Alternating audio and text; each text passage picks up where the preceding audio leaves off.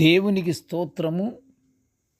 అనుదిన వాక్య ధ్యానమునకై ఈరోజు 2025 సంవత్సరము డిసెంబర్ నెల 2వ తారీఖు. ఈరోజు ధ్యాన వాక్యము కీర్తనల గ్రంథము 82వ సంకీర్తన 4వ వచనాన్ని మనం ధ్యానించుకుందాము. ప్రియ దేవుని బిడ్డలారా, ప్రభునామమున మీ అందరికీ శుభములు, దీవెనలు కలుగునుగాక.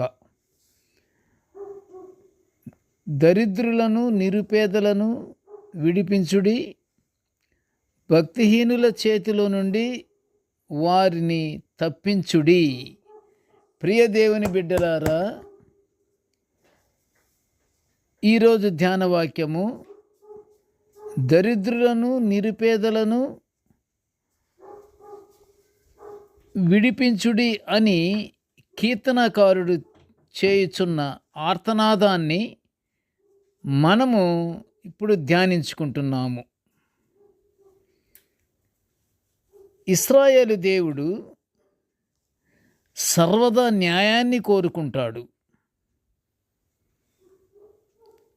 ఆయన నీతి న్యాయములు ఎరిగినటువంటి దేవుడు. నీతి న్యాయాల్ని పాటించాలి అని మనకి బోధిస్తున్నటువంటి దేవుడు. అనగా నిరుపేదలకు సహాయం చేయడం కూడా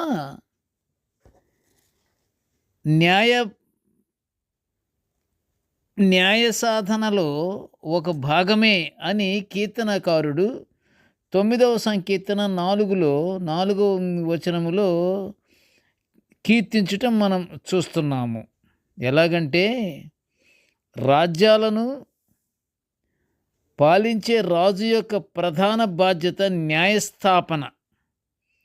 రాజు అంటే న్యాయాన్ని పరిపాలించే న్యాయస్థాపకుడు. జీవనాధారం లేని వారిని, ప్రియ దేవుని బిడ్డలారా, జీవనాధారం లేని వారిని, విధవరాండ్రు, దిక్కులేని వారు, స్థానభ్రంశము చెందిన వారిని, ఏమీ లేనటువంటి నిరుపేదలను పరిశుద్ధ గ్రంథములో బీదవాళ్ళు, వీరు బీదలు అని అంటున్నారు. అయితే శత్రువుల దృష్టిలో ఏమాత్రము విలువలేని వారిని కూడా ఇశ్రాయేలులో కడు బీదలు అని ఇర్మియా గ్రంథము 52వ అధ్యాయము 15వ వచనములో వివరించబడింది. కడు బీదలు.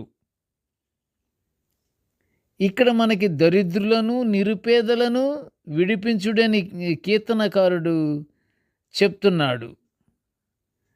అలాగే వారిని విడిపించండి అని ఆర్తనాదం ఎక్కువైపోయింది. ఇర్మియా గ్రంథములో కూడా ఏమని వివరించబడింది? ఇశ్రాయేలులో కూడా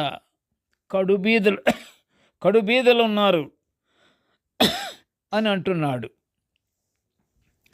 అయితే ప్రియ దేవుని బిడ్డలారా, ఇటువంటి బీదలను ఆదుకుంటానికి దేవుని సహాయంతో డబ్బును, ఆహారాన్ని, వస్త్రాలను అందించి సహాయపడతారు.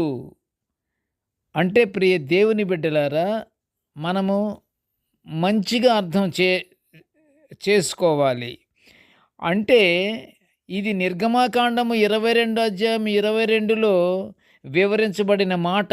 అంటే మనము కూడా బీదలను ఆదుకోవాలి. బట్టలు లేని వారికి తగినంత వరకే, మనకి తగినంత వరకు, మనం ఎంతవరకైతే ఇవ్వగలమో అంతవరకే బట్టలిచ్చి ఆదుకోవాలి. వారికి ఆహారాన్ని పెట్టాలి. కొద్ది గొప్ప డబ్బును కూడా సహాయంగా మనము చెయ్యాలి అనే ఉద్దేశంగా పరిశుద్ధ గ్రంథము సెలవిస్తుంది. ప్రియ దేవుని బిడ్డలారా, అంతేకాదు అట్టి బీదవారు బాధలు పడుచు మొరపెట్టుకుంటున్న మొరను నేను వింటాను అని సర్వదా న్యాయాన్ని కోరుకునే మన దేవుడు హెచ్చరిస్తున్నాడు. దేవుని హెచ్చరికను బట్టి మనము భయము చెందాలి, భయభ్రాంతులవ్వాలి. య బీదవాడిని మనము క కనికరించాలి. మనకి ఆకలితో అల్లాడుతున్నటువంటి వాడు మనకి కనిపిస్తే అతనికి దగ్గరికెళ్ళి మనం ఆహారం పెట్టాలి. ఇది దేవుడు చూస్తున్నాడు. వాళ్ళు వాళ్ళు వాళ్ళు పెడుతున్నటువంటి మొరను దేవుడు ఆలకిస్తున్నాడు. వాళ్ళ మొరను నేను వింటున్నాను. ప్రభువారు అంటారు కదా, నేను ఆకలిగొనొచ్చినప్పుడు అన్నం పెట్టారా? నేను బట్టలు లేనప్పుడు నేను వచ్చాను, మీరు బట్టలిచ్చారా? అయ్యయ్యయ్యయ్యయ్యో! ఎంత మాట! ప్రభువారే వచ్చారట. అదే ఎవరికైతే ఆకలిగొని బట్టలు లేకుండా బాధలతో అల్లాడిపోతున్నారో, బీదతనంతో, వారి మొరను దేవుడు ఆలకిస్తున్నాడన్నమాట. అందుకనే మనము ప్రతి ఒక్కరికి వీలైనంత వరకు, వీలున్న వరకే మనము సహాయం మాత్రం చేయాలన్నటువంటి ఉద్దేశం కలిగి ఉండాలి. ప్రియ దేవుని బిడ్డలారా, ఇశ్రాయేలు దేవుడు బీదల పట్ల, దిక్కులేని వారి పట్ల ప్రత్యేక శ్రద్ధ చూపుతుంటాడని సమూయేలు మొదటి గ్రంథము 2వ అధ్యాయము 78వ వచనం 7-8 వచనాలలో, సమూయేలు మొదటి గ్రంథము 2వ అధ్యాయము 7-8 వచనాల్లో పునరావృతము కాకుండా ఉండాలంటే మనము అక్కడ సమూయేలు గ్రంథములో వ్రాయబడినటువంటి హన్నా వృత్తాంతం ద్వారా మనము తెలుసుకుంటాము. గనుక ప్రియులారా, మనము బీదవారిని, దిక్కులేని వారిని తృణీకరించకూడదు. తృణీకరించకుండా వారికి మనము చేయగలిగినంత సహాయం చేయాలి. దేవుని మహిమపరచుకోవాలి. సహాయము నీవు చేసినట్లయితే మనము దేవుని మహిమపరచుకుంటాము. బీదలను కనికరించే వారికి యెహోవా దేవుడు ప్రత్యుపకారం చేస్తాడు అని సామెతల గ్రంథము 19వ అధ్యాయము 17లో కూడా తెలియజేస్తున్నటువంటి ధన్యవాక్యాన్ని మనము గుర్తుంచుకోవాలి. మనము ఎప్పుడు దరిద్రులను, నిరుపేదలను విడిపించుడి అన్నటువంటి కీర్తనకారుడి యొక్క ఆర్తనాదాన్ని మనము మన మనసుల్లో ఉంచుకొని, మన హృదయములో అది భద్రపరుచుకొని, మనకి అలాంటి వారు ఎదురైనప్పుడు తప్పకుండా మనము బీదలను మనము కనికరించి దేవుణ్ణి మనము మహింపరచుకుందాము. ప్రార్థన చేసుకుందాము. కృపగల తండ్రి, జీవముగల నాయనా, నీకు స్తోత్రాలు తండ్రి. ప్రభువా, నీ దివ్యమైన వాక్యాలను మేము నిత్యము ధ్యానించుకునే గొప్ప భాగ్యాన్ని మాకు అనుగ్రహించి ఉన్నావయ్యా. ఆ ప్రకారంగా దేవా, మేము ప్రతి వాక్యాన్ని దేవా నిత్యము మేము ధ్యానించుకుంటున్నాము తండ్రి. నీకు స్తోత్రములు.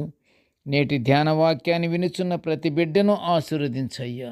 ఇదిగో తండ్రి, మా యొక్క మనసులను మార్చు నాయన. దేవా, మా యొక్క మనసులను మార్చి వినయ మనసుతో మేము జీవించే భాగ్యాన్ని మాకు అనుగ్రహించిన ఆయన. బీదల ఎడల కటాక్షము చూపెట్టే ఉద్దేశాలను, కనికరాన్ని తండ్రి మాకు అనుగ్రహించి నీ పరలోకాశీర్వాదాలు మేము పొందుకునే భాగ్యాన్ని మాకు అనుగ్రహించమని ఈ మనవులన్నీ యేసయ్య పుణ్యనామమున వినయముగా వేడుకొనుచుంటున్నాము తండ్రి. ఆమెన్. దేవుడు మనలందరినీ బహుగా దీవించుగాక. Amen, amen, amen.